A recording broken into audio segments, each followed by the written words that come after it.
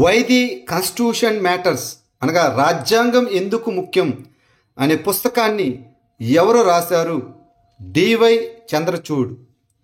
భారత మాజీ ప్రధాన న్యాయమూర్తి అయిన డివై చంద్రచూడ్ రాసినటువంటి తొలి పుస్తకం అయిన పెంగ్విన్ ర్యాండమ్ హౌస్ ప్రచురించిన వై ది కాన్స్టిట్యూషన్ మ్యాటర్స్ అనేది న్యాయం, సమానత్వం, స్వేచ్ఛ మరియు మానవ హక్కులు వంటి రాజ్యాంగ విలువలు భారతీయుల దైనందిన జీవితాలను ఎలా రూపొందిస్తాయో ఇది అన్వేషిస్తుంది. 71వ జాతీయ చలనచిత్ర అవార్డ్స్లో ఉత్తమ ప్రాంతీయ చిత్రం అనగా తెలుగు విభాగంలో ఉత్తమ చిత్రం అవార్డును అందుకున్న చిత్రం ఏది? భగవంత్ కేసరి. 71వ జాతీయ చలనచిత్ర అవార్డుల ప్రధానోత్సవం సెప్టెంబర్ 23న న్యూఢిల్లీలోని విజ్ఞాన భవన్లో జరిగింది. రాష్ట్రపతి ద్రౌపది ముర్ము విజేతలను సత్కరించారు. 2023 సంవత్సరానికి గాను భారతీయ సినిమాలో అత్యుత్తమ విజయాలను జరుపుకున్నారు. ఇందులో అవార్డ్స్ను అందుకున్న వారు మోహన్ లాల్ దాదాసాహిబ్ ఫాల్కే అవార్డును అందుకున్నారు. ఉత్తమ ఫీచర్ ఫిల్మ్గా 12th ఫెయిల్ నిలిచింది. ఉత్తమ నటుడిగా షారుఖ్ ఖాన్ మరియు విక్రాంత్ మాసే, ఉత్తమ నటిగా రాణి ముఖర్జీ నిలిచింది. ఉత్తమ హిందీ చిత్రంగా కాతల్ ఏ జాగ్రూఫ్ట్ మిస్టరీగా నిలిచాయి. మైకేల్ జాక్సన్, పోప్ ఫ్రాన్సిస్ మరియు క్వీన్ ఎలిజబెత్ II అంత్యక్రియల తర్వాత అత్యధికంగా హాజరైన అంత్యక్రియలుగా లిమ్కాఫ్ బుక్ ఆఫ్ రికార్డ్స్లోకి ఎవరు చేరారు? Jubin Garg, Assam. Michael Jackson, Pope Francis మరియు క్వీన్ ఎలిజబెత్ II అంత్యక్రియల తర్వాత జుబిన్ గార్గ్ అంత్యక్రియలు ప్రపంచ చరిత్రలో 4వ అతిపెద్ద ప్రజా సమావేశంగా లిమ్కాఫ్ బుక్ ఆఫ్ రికార్డ్స్లోకి ప్రవేశించాయి. నివేదికల ప్రకారం సెప్టెంబర్ 21, 2025న అస్సాంలోని గౌహతిలో జరిగిన జుబిన్ గార్గ్ అంత్యక్రియలకు లక్షలాది మంది అభిమానులు మరియు శ్రేయోభిలాషులు హాజరయ్యారు. సెప్టెంబర్ 22న ప్యారిస్లో జరిగిన 69వ బాలండీవోర్ వేడుకలో పురుషుల బాలండీవోర్ను ఎవరు గెలుచుకున్నారు? ఉస్మానే డెంబెలే. సెప్టెంబర్ 22న ప్యారిస్లో జరిగిన 69వ బాలండీవోర్ వేడుకలో ఉస్మానే డెంబెలే పురుషుల బాలండీవోర్ కైవసం చేసుకున్నాడు. ఐతానా బోన్మాటి వరుసగా 3వ మహిళ బాలండీవోర్ను గెలుచుకోవడం ద్వారా చరిత్ర సృష్టించింది. Arsenal women club of the ఇయర్గా గెలిచింది. ఇది ప్రపంచ ఫుట్బాల్లో చారిత్రాత్మక మైలురాయి మరియు ఉద్భవిస్తున్న ప్రతిభ రెండింటిని సూచిస్తుంది.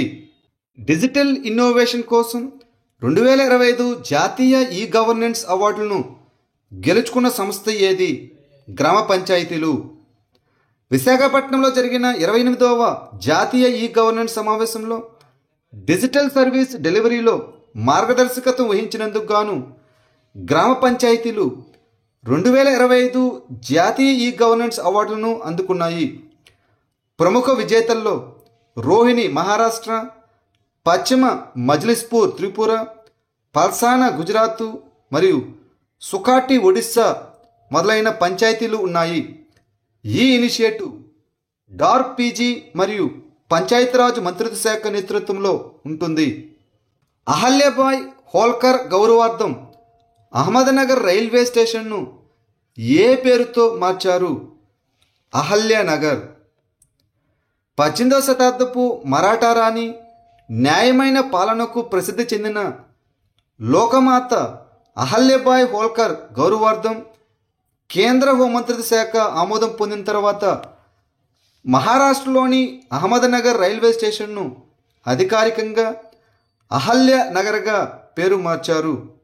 ప్రపంచవ్యాప్తంగా ప్రతి సంవత్సరం అంతర్జాతీయ సైన్య భాషల దినోత్సవం ఏ రోజున జరుపుకుంటారు? 23rd September. బదిలీలు మరియు వినికిడి లోపం ఉన్న వర్గాలకు సైన్య భాషల ప్రాముఖ్యత గురించి అవగాహన పెంచడానికి ఐక్యరాజ్య సమితి గుర్తించిన అంతర్జాతీయ సైన్య భాషల దినోత్సవం ప్రతి సంవత్సరం 23 సెప్టెంబర్న ప్రపంచవ్యాప్తంగా జరుపుకుంటారు. 2025 యొక్క థీమ్ వచ్చేసి సైన్య భాష మనల్ని ఏకం చేస్తుంది, కమ్యూనికేషన్ అడ్డంకులను ఛేదించడం మరియు సమ్మిళిత సమాజాలను పెంపొందించడానికి ఇది నొక్కి చెబుతుంది. పాపికొండ జాతీయ ఉద్యానవనం ఏ రాష్ట్రంలో ఉంది? ఆంధ్రప్రదేశ్. పాపికొండ జాతీయ ఉద్యానవనం ఆంధ్రప్రదేశ్లోని తూర్పు గోదావరి మరియు పశ్చిమ గోదావరి జిల్లాల్లో ఉంది. 3 జాతులు మినర్వరియా కళింగ, స్పెరోథెక మస్కేయి మరియు హెమడాక్టిలస్ కంగిరెన్సెస్ ఆంధ్రప్రదేశ్లో మొదటిసారిగా నమోదు చేయబడ్డాయి. ఐయుసిఎన్ రెడ్ లిస్ట్ ప్రకారం 46 జాతులు తక్కువ ఆందోళనకరమైనవి హెమిడాక్టిలస్ కంగిరెన్సెస్ అంతరించిపోతున్నాయని ఈ నివేదిక తెలిపింది. ఇటీవల వార్తలో కనిపించిన ఇంద్రాయణి నది ఏ రాష్ట్రంలో ఉంది? మహారాష్ట్ర. రాష్ట్ర స్థాయి సాంకేతిక కమిటీ నీటి కాలుష్యాన్ని అరికట్టడానికి పింప్రి చించ్వాడలోని ఇంద్రాయణి నది వెంబడి మురుగునీటి శుద్ధి కర్మాగారాల ప్రాజెక్టులను ఆమోదించింది. ఈ ఇంద్రాయణి నది మహారాష్ట్రలో ఉంది మరియు ఇది భీమా నదికి ఉపనది. ఇది కృష్ణానదిలోకి ప్రవహిస్తుంది. ఇది ముంబై పూణే హైవే వెంబడి లోనావాలా సమీపంలోని పశ్చిమ కనుమల నుండి ఉద్భవించే వర్షాధార నది. సెప్టెంబర్ 2025లో నీటి అడ్డంకి దాటడాన్ని ధృవీకరించడానికి భారత సైన్యం నిర్వహించిన వ్యాయామం పేరు ఏమిటి? జలశక్తి వ్యాయామం. సెప్టెంబర్ 2025లో భారత సైన్యం యొక్క 1వ ఆర్ముడు డివిజన్ పంజాబ్లోని పాటియాల్లో జలశక్తి వ్యాయామాన్ని నిర్వహించింది. కార్యాచరణ పరిస్థితుల్లో నీటి అడ్డంకి దాటే సామర్థ్యాలను ఈ డ్రిల్లు ధృవీకరించింది. నదీ భూభాగంలో యాంత్రిక మరియు సాయుధ దళాల చలనశీలత మరియు కార్యాచరణ సంసిద్ధతను పెంచడం దీని యొక్క లక్ష్యం. కేవలం 3 నిమిషాల్లో పగులను సరిచేయగల బోన్ 02 అనే ఎముక జిగురును ఇటీవల ఏ దేశం అభివృద్ధి చేసింది? చైనా. చైనా పరిశోధకులు బోన్ 02 అనే ఎముక జిగురును అభివృద్ధి చేశారు. దీనిని 2025 సెప్టెంబర్ 10న జెజియాంగ్ ప్రావిన్స్లో ఆవిష్కరించారు. ఇది రక్తం అధికంగా ఉండే వాతావరణంలో కూడా పగుళ్ళు మరియు పగిలిన ఎముక ముక్కలను కేవలం 3 నిమిషాల్లోనే సరిచేయగలదు. భారతదేశంలో మొట్టమొదటి సరుకు రవాణా గ్రామం ఎక్కడ అభివృద్ధి చేయబడుతుంది? చందౌలి, ఉత్తరప్రదేశ్. చందౌలి జిల్లాలోని మిల్కీపూర్లో 100 హెక్టార్లకు పైగా భారతదేశంలోని మొట్టమొదటి సరుకు రవాణా గ్రామాన్ని లాజిస్టిక్స్ హబ్బుగా అభివృద్ధి చేస్తున్నారు. రోడ్డు మరియు రైలు మార్గాలతో పోలిస్తే రవాణా ఖర్చును 50% తగ్గిస్తుంది. ఈ ప్రాజెక్టులు మేక్ ఇన్ ఇండియాను పెంచుతాయి, ఆర్థిక వ్యవస్థను మెరుగుపరుస్తాయి మరియు పూర్వాంచల్ యువతకు ఉద్యోగాలను సృష్టిస్తాయి. ప్రపంచంలోనే మొట్టమొదటి పూర్తిగా ఏఐ ఉత్పత్తి చేయబడిన జన్యువును ఇటీవల ఏ సంస్థలు సృష్టించాయి? స్టాన్ఫోర్డ్ విశ్వవిద్యాలయం మరియు ఆర్క్ ఇన్స్టిట్యూట్.